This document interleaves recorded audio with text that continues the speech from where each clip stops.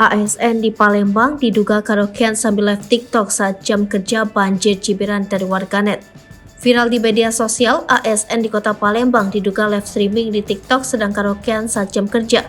Video tersebut awalnya diunggah oleh akun TikTok @panglima.nipa pada Kamis 8 Juni 2023.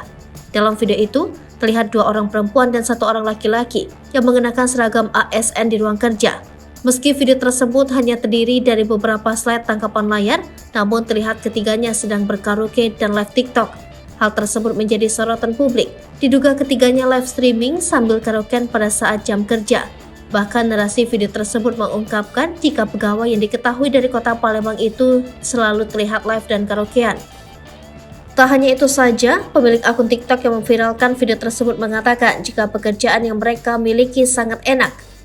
Enak ya pakai baju dinas, sampai kantor kerjanya cuma live dan karaokean, tulisnya lagi.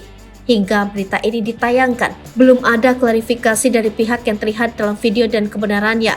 Kendati demikian, video ASN yang karaokean sambil live TikTok itu kini menjadi viral dan dibanjiri oleh komentar dari warganet.